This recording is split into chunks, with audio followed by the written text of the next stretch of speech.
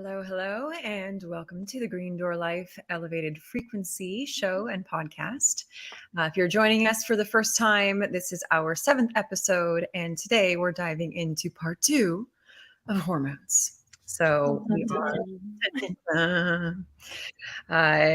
are excited to dive into this topic. It's a question that we get from clients so frequently, and generally that question is posed something like, I don't have energy, I can't lose the weight, skin, hair, nails, whatever it might be, it must be my hormones.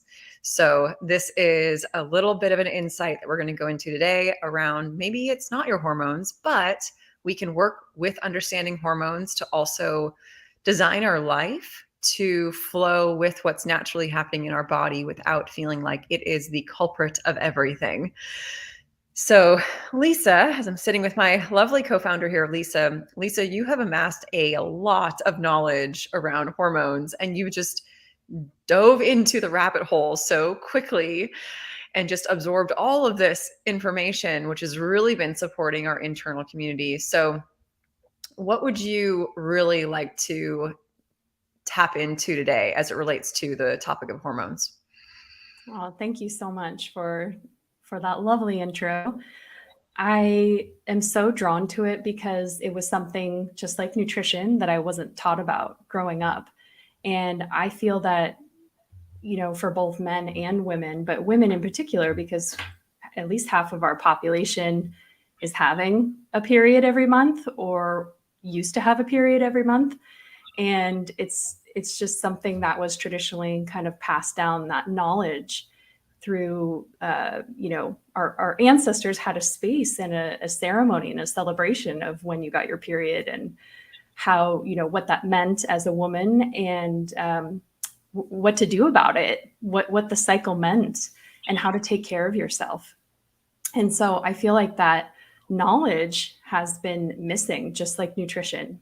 And so when I started just like learning the basics of what is a menstrual cycle, and like I wanted to know why I was feeling these changes every month, what hormones were, instead of this kind of word that's floated around out there with no deeper understanding behind it. And the more I read, the more I just lit up. Like I wish I knew this information when I was a kid. I wish I knew it before I even got my period.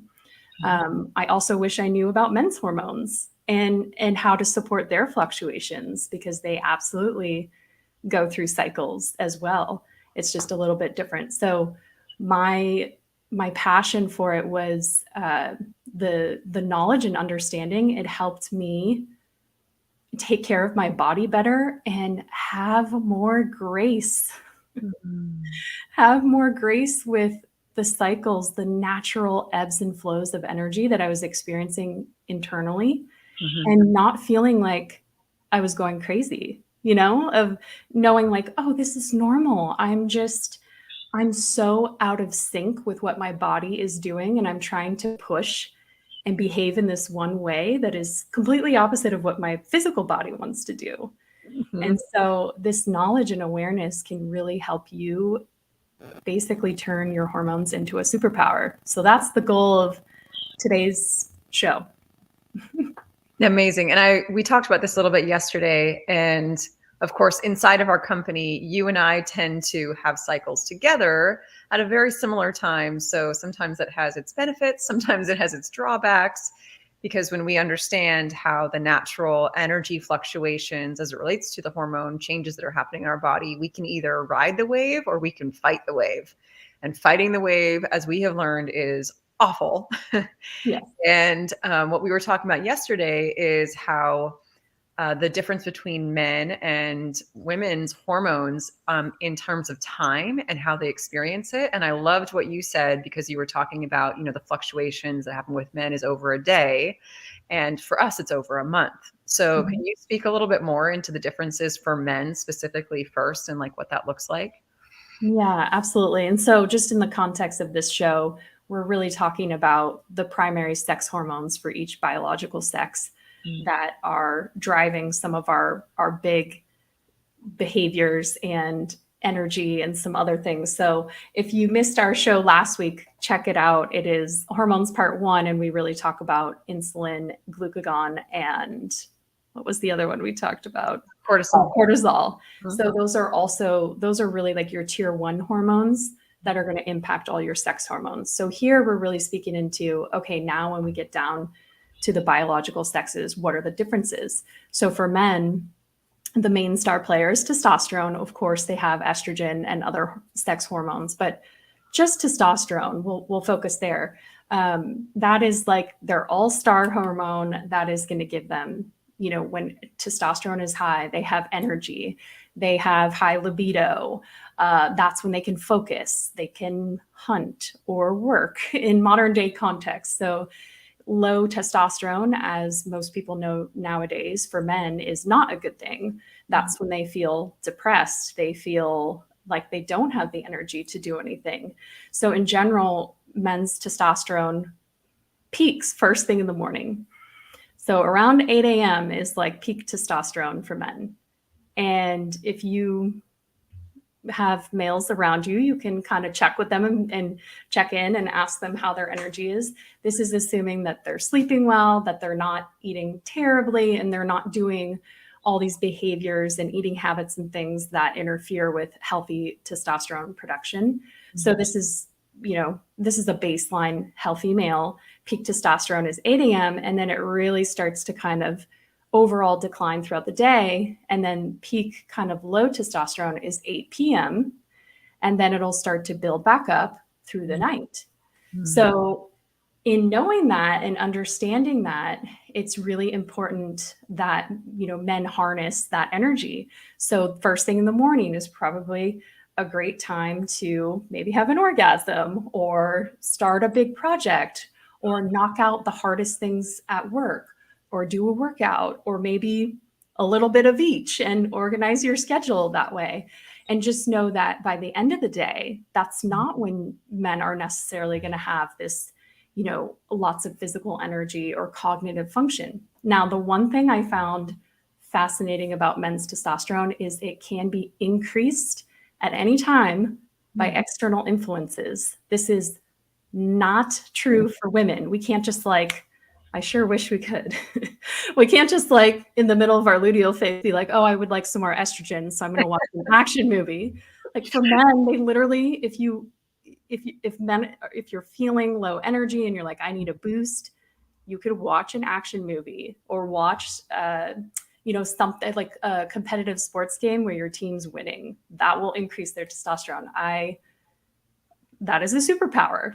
Use that accordingly. And then also to the other extreme is if you're trying to wind down and everyone else around you is kind of in this chill, calm state, if you're doing these things that boost your testosterone, you're going to be just on a different vibe than the rest of the people around you. Like perhaps if you have a female partner who's in her luteal phase and is not at peak energy.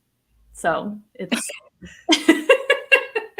I feel like a lot of people can most likely relate to these opposing things. And I think the important thing inside of this as we're talking about it is, and you and I discussed this yesterday, is being able to have compassion and empathy for where the other person is.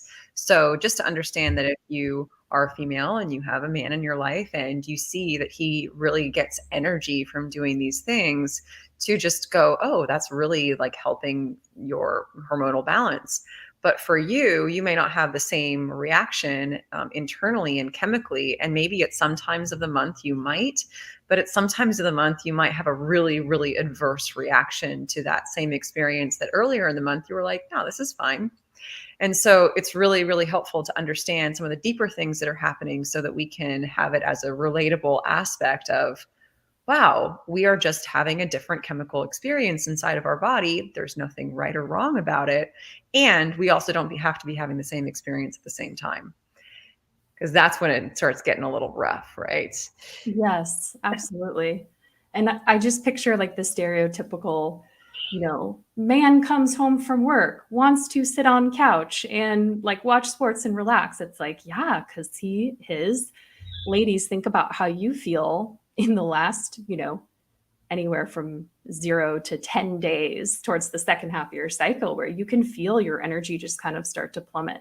That's how they feel every single day at the end of the day, unless they're watching action movies or something like that.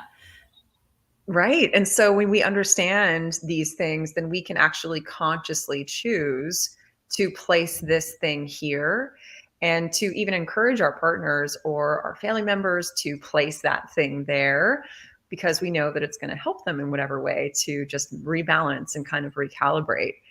And it's so helpful when you're in partnership or when you're in a family and you have children or parents or siblings, just to understand how these natural mechanisms are functioning throughout the day.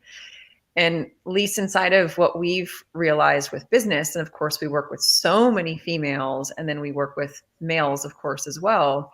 But especially as it relates to for you females out there, if this is helpful at all, Lisa and I have really kind of started to understand just what to anticipate and also how it impacts our workflow.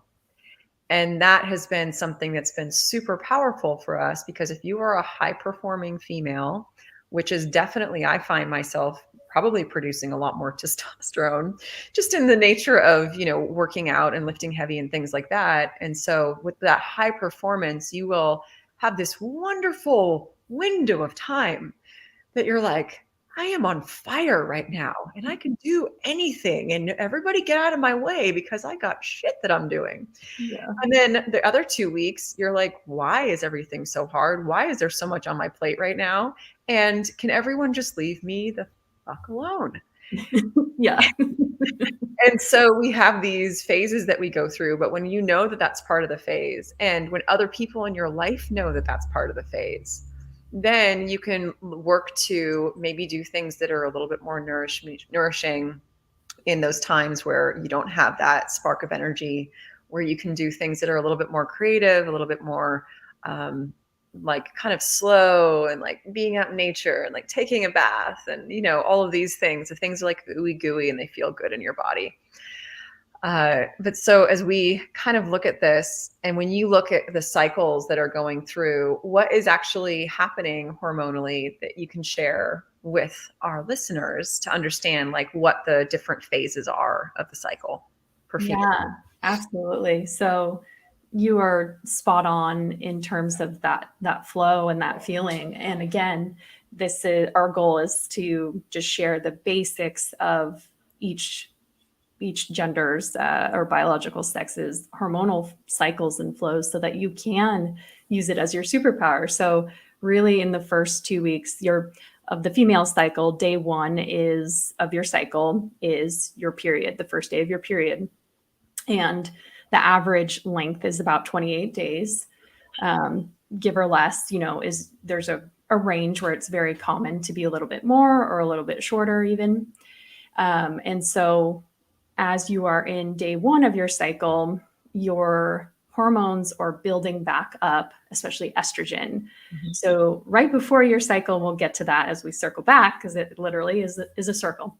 Your estrogen is building back up. And in general, when I think of sex hormones for women, I just think of estrogen and progesterone. Mm-hmm. And they are dual, like almost like polar opposites. It's easy to remember it that way.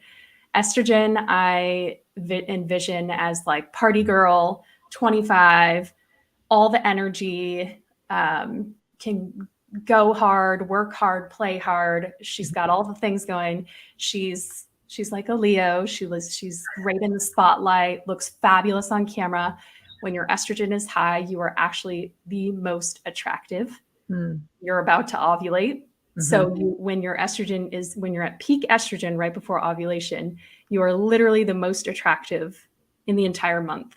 This has been confirmed by studies like based on people saying, oh, this person's attractive, and they get the highest ratings right before you ovulate, which makes sense because it's all about procreation. So on the other hand, you have progesterone, and I like to call her my granny girl.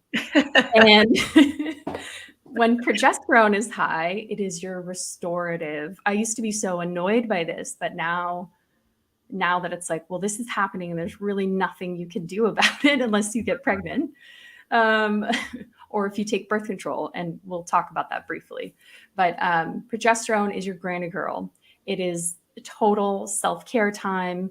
Your energy is not going to be the same. Like to your point, Shannon, things will be feel a little bit harder when you're trying to operate like your estrogen is high. Mm. So for men, if you are with a female who is cycling, one of the best kind of ways for you to understand what a female is going through this second half of her cycle is imagine how you feel at the end of your day where you're just like kaput. And we don't feel that for just a few hours every day. We feel that for almost 2 weeks every single month. Even, and I will add the caveat, even if you have your nutrition, your minerals, your vitamin, like your exercise, your stress management, even when all those are dialed in, you're still gonna feel a little something, something. I would say for at least like 0 to 7 days before your period. So it's a thing. And having that honest understanding and communication is so essential so that you can work together and it doesn't feel so like you're in your own isolated world and you don't feel understood, or you're wondering why, like, why can't I operate like I was a week or two ago? So just to finish up with the switch. So estrogen starts to build day 1 of your cycle. It peaks the day before ovulation. And, peak ovulation is peak estrogen. So then the day after ovulation, your estrogen drops to like nothing. So if you feel the day after ovulation where you're just like, Shannon, I think you shared this analogy. It feels like someone pulled the plug out if you were a toaster.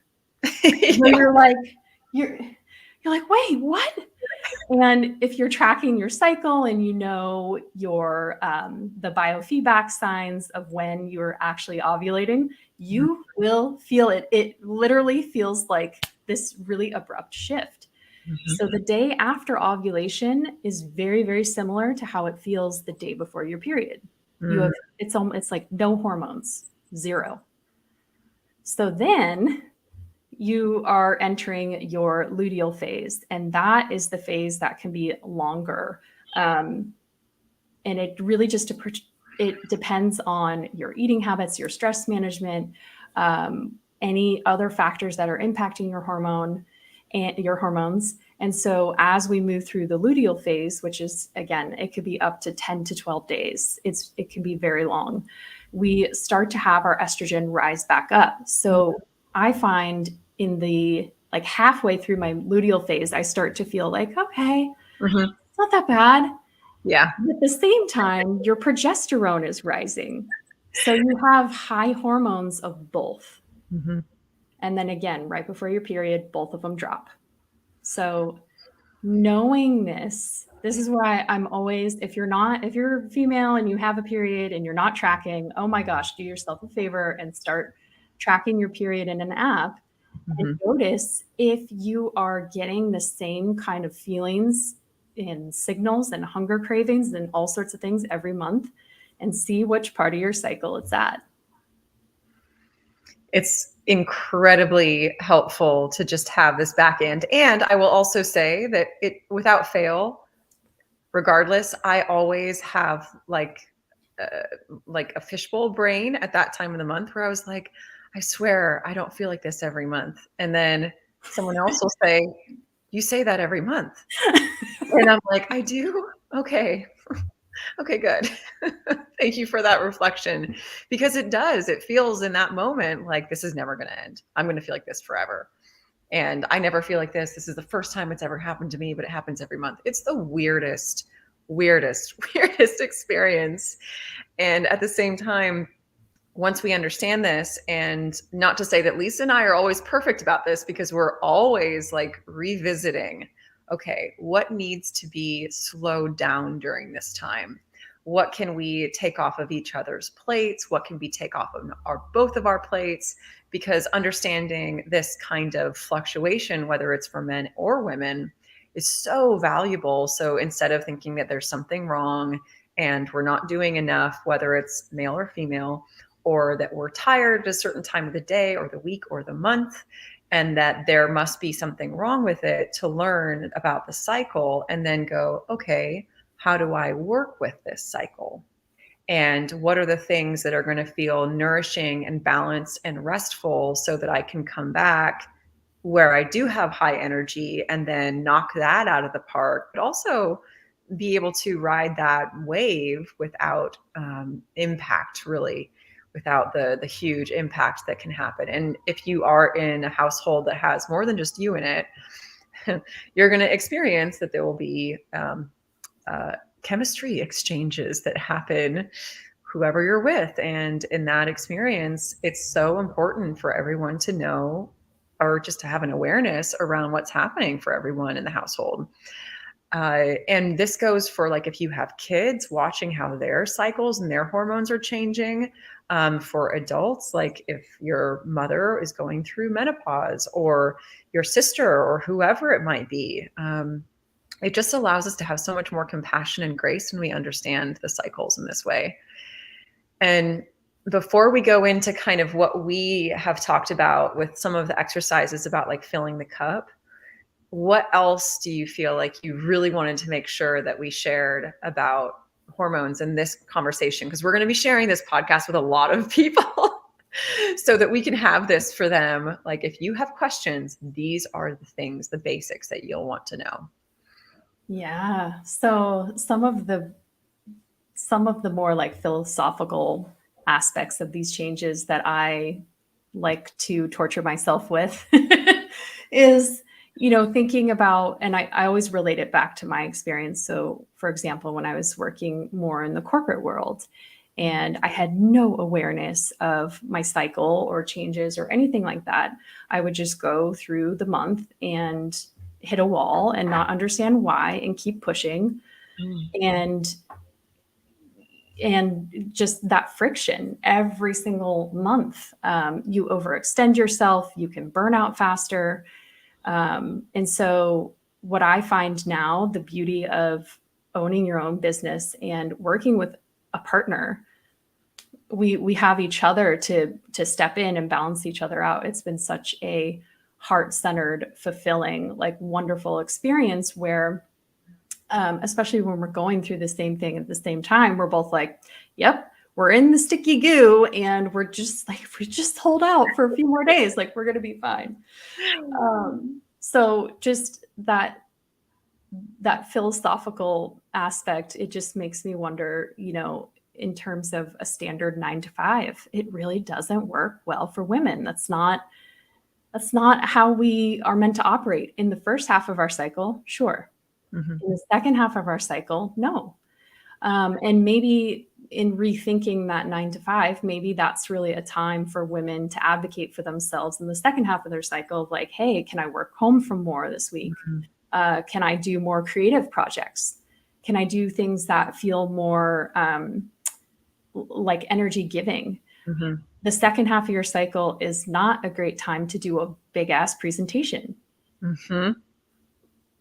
That would be right around ovulation is when I would schedule that. So this is where you can really utilize that as your superpower. Same thing for men. I would personally not schedule anything at like 8 p.m. I would, and think about it. The 9 to 5 work schedule works really well for men. That's their testosterone flow. That's why they have a lunch break. Like, it's all built in and it really fits the flow of if you have healthy testosterone function. So the other thing to kind of look out for a lot of women, if you are struggling with your hormonal cycle and your flow, you can use your period as your 6th vital sign for biofeedback. And that was like something that I love teaching our female clients. And then also just, it's good for men to be aware of as well, where you should have a relatively chill period. And if you have a heavy flow and terrible PMS, you can use that as a reflection of how well are you managing your life? How's your stress? How's your eating habits? One of the biggest factors that can make your period suck is alcohol. I hate to say it, especially wine. It is directly going to make your period suck. And I hate to be the bearer of bad news. It might feel good in the moment, but it's not going to do you any favors long run, because it interferes with the healthy metabolism of estrogen. So as estrogen builds up, remember, you want that flow as a woman. You want the progesterone to come in and balance it out. When you have too much estrogen, it's like you're trying to operate as this intense hyperdrive 24/7, and we're not built like that. So if you want to get deeper into this and it's interesting to you, check out Dr. Laura Bryden, Jolene Brighton, and Nicole Jardim. These are all great resources. And then I'll just end this with saying I've lived with guys my entire life. I have 2 brothers, my dad, I have 2 boys, and my husband. I don't have a daughter to pass this information on to, but I absolutely share everything with my sons. And they probably know more than most women about what a period is and the flow and cycle that mommy goes through every month. And I'm very honest with them. I don't go into all the details, but I'm very honest with them that this is what a woman is feeling every month, and mommy needs to be more nurtured during this time. And I'll just tell them, like, I'm cranky. I'm a little cranky today. And then they'll be like, oh, mom, what can I do for you? And this is the kind of compassion that we want to build for the next generation. Yeah, big time. And what an amazing gift it is for whoever their partners are in the future, both to understand their own hormones, but also others of the opposite biological sex. So that's an incredible thing that you're giving to your sons. It's very cool. So cool. So one of the things that we wanted to make sure that we kind of covered here as well was talking about, well, I mean, what we do in all of our programs is we're really supporting our clients and the people that are in our network to listen to what their body is naturally telling them without needing to push and thinking that we need to operate at this high caliber all the time. Because more often than not, we are operating at a high caliber and we don't even give ourselves the time to go, is this a balanced experience? Why am I so tired? Like, why am I going without stopping? And just reevaluating. So one of the self-auditing tools that we implement is something that we call filling the cup. And this is great because an article that Lisa shared with me before we were going to do this podcast episode was about what fills the cup or balances hormones specifically for both men and for women. And so I'm going to kind of tie these two together in a way. So what this analogy is let's say that every night when you go to bed, and let's say you have a good restful sleep, you go to bed at the same time, you wake up at the same time, and during the course of sleeping, you are refilling your cup. And let's say it's your hormone cup. Maybe it's your testosterone cup. Like maybe it's your estrogen cup. Who knows? But let's say that you're filling your cup and you wake up first thing with a full cup. Whatever you put into your cup now, starting first thing in the morning, will then flow over until the rest of your day. So if you are starting with a full cup, you got good rest, all of this, and you start by immediately rolling over and looking at your phone, looking at the news, getting up, taking a shower, listening to a podcast right away, something that may not be like the most like positive energy vibe. And then you scarf down some food. Maybe you're working at home. Maybe you're going to an office now again, and you get there and someone says something to you and you snap at them because what you filled your cup with has now overflowed first thing in the morning, and now it's overflowing in a direction that maybe wasn't intended because what you started out with was maybe not what was the most nourishing. So if you start out your morning with something that is going to be nourishing for you, regardless of the cycle that you might be in, maybe it's meditation, maybe it's nature, maybe it's breath, maybe it is moving your body with mobility, maybe it's flowing in some way, maybe it's taking a shower and listening to beautiful music, maybe it is having an intentional breakfast with your partner where there isn't any distraction, or your family members, and that's initially what you're filling your cup with. Then that will be what flows out for the rest of your day. So that's kind of the first thing. And then if you haven't gotten good sleep, then you're starting a little bit on empty, but whatever you're adding in first still matters. And then from there, and I'm gonna bring you in on this one, Lise. From there, as you're going throughout the day, I see like these containers of what will further fill up your cup and what will deplete your cup, right? Mhm. And some of those containers are people, projects, and any sort of like get to dos or like creative exercises or like things that are for enjoyment. So some people in our life will deplete our cup. And sometimes that's not a bad thing if our cup is full. But if our cup is empty and we talk to those people, we are going to be very, very sorry afterwards because we're going to feel like we're spent. Some people will feel recharging and they'll give us life. And so this is an interesting thing that we used to do in personal training is we would actually specifically stack people in alternates. So those that would be a little bit energy depleting, we would stack someone that was energy giving right after them. And then Oh, kind of that's smart. back and forth, right? And then the Yes. person at the end of the day or the beginning of the day, whatever's bookending, you do not want that to be an energy depleter. Yeah. So you want to kind of disperse them. And then maybe if you have the option, maybe not have them at all. Everyone's chemistry will be different. Maybe there's someone that should be matched with somebody else. But it's like when you understand and when you actually just give yourself a moment to step back and go, okay, what makes me feel alive after I'm done with this? And what makes me feel like, oh my gosh, I can't even keep my eyes open. What are we doing now? So, Lisa, as you go throughout your day, what feels like you have now learned to implement for yourself as, adding things in that are fulfilling and energizing for you and that are further filling your cup? I would say first and foremost, just having a morning ritual and a morning routine is Mhm. so crucial because it's really going to impact the entire rest of your day. So the mornings that I don't, if I skip that routine, I usually end up a little stressed and anxious, and then I don't feel really recalibrated until I move my body. And we've talked about this before, how movement can be, it's such it's such an easy way to get emotion and anything kind of stuck in your body just kind of flowing and moving. But I like it best when I start with a morning ritual. On some days, being totally realistic, it is like literally 30 seconds of me laying in bed after I wake up and tapping into my heart center and expressing gratitude, and just like a quick, just internal gratitude heart connection session. And then I'm off to the races with lunches and breakfasts and making coffee. It's it feels luxurious on the mornings where I can take some more time and journal, which I has always felt fulfilling to me. Writing, everyone's kind of nourishing modality can be different, so Mhm. kind of exploring what works for you.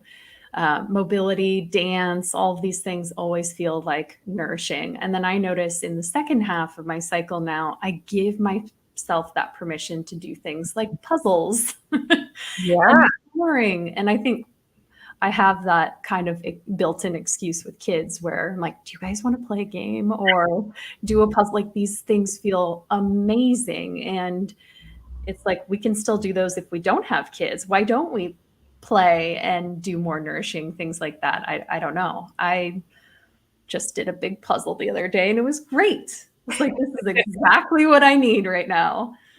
But I would say in general, and Shan, if you want to share your morning routine, which I think is so beautiful, really does set the tone for your whole day. Mhm. Yeah, and I miss it when I don't get to do it.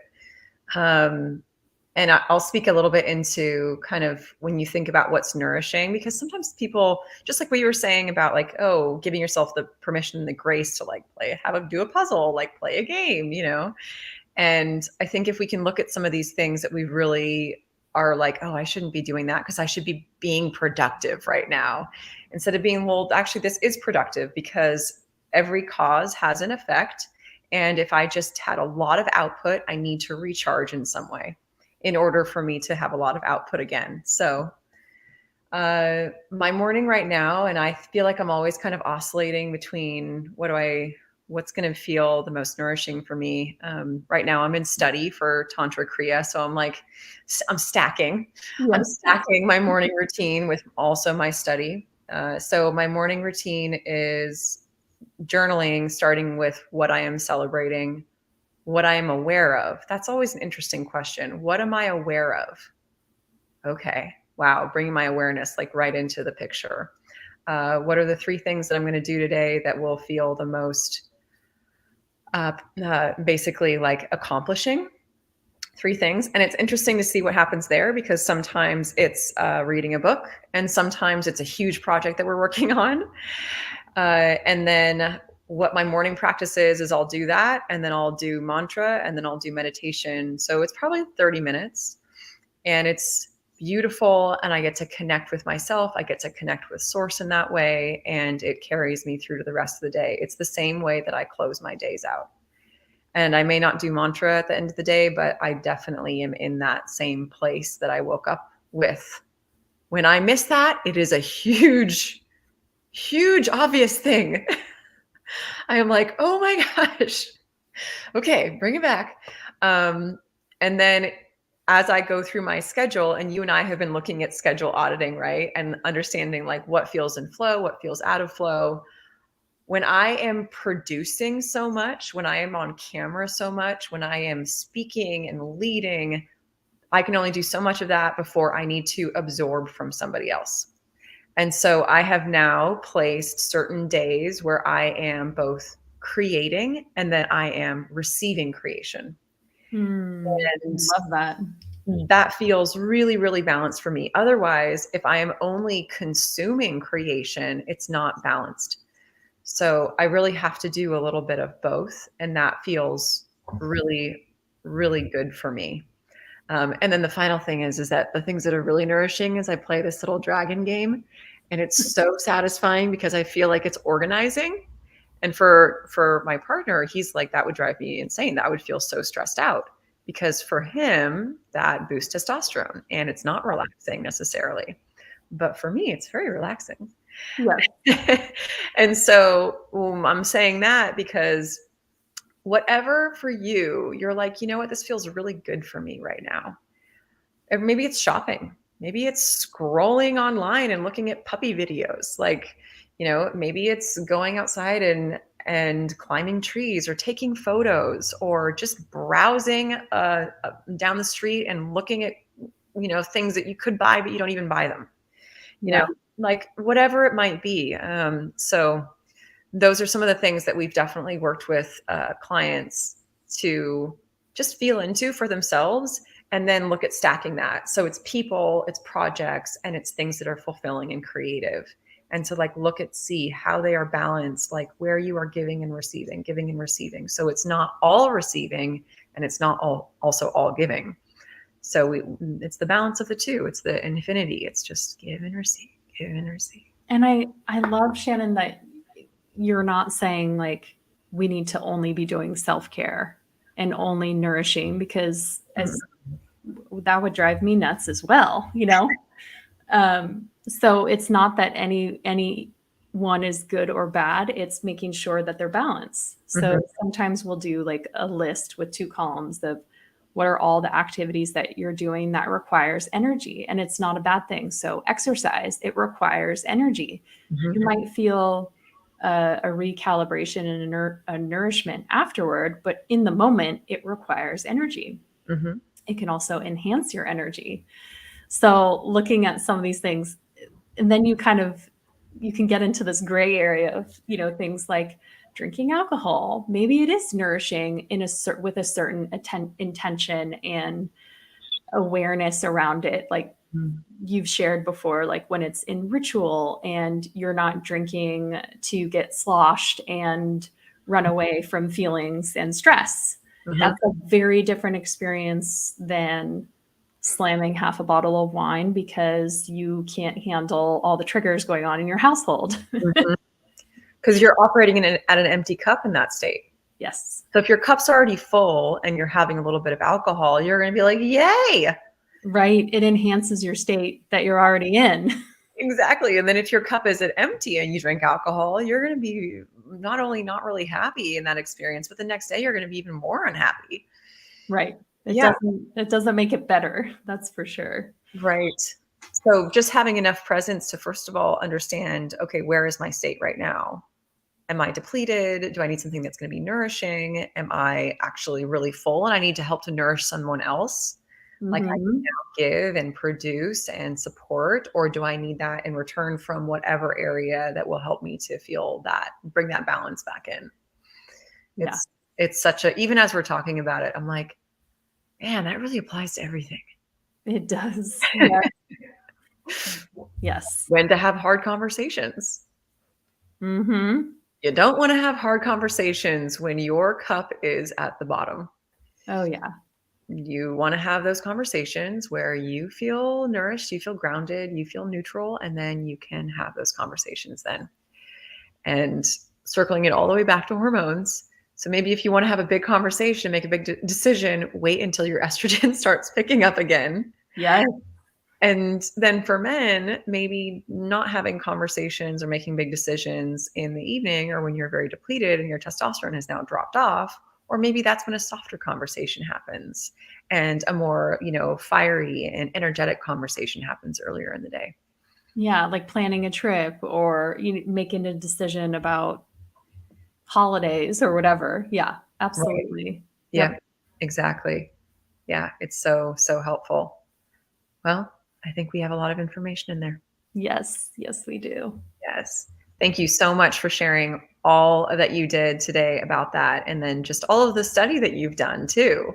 Because for those of you who are listening, this is really the tip of the iceberg of Yes. the information that not only is available in all of these resources, and we'll link these in the podcast as well, but also just for you, Lisa, because you have amassed so much and done so much research and like really dug into this area. So I appreciate that very much because it's supported the community in a really beautiful way. Oh, thank you. Yeah. And I'm always wanting to know the why behind everything, there's to really maximize and perform at your best self. And Mm, they're really, when you understand the why, and this also ties into what we teach about nutrition, mm. then it just takes a few tweaks here and there. It's like you're adjusting the dials, and then you really can operate as your best self 9.9 times out of 10. Yes. Still We feel are still human. exactly. Exactly. Okay. Well, thank you all for those who have listened. We hope this was informative and that it gives you some insights of what you can use moving forward throughout your day and your month. All We'll see right. you next time. Bye.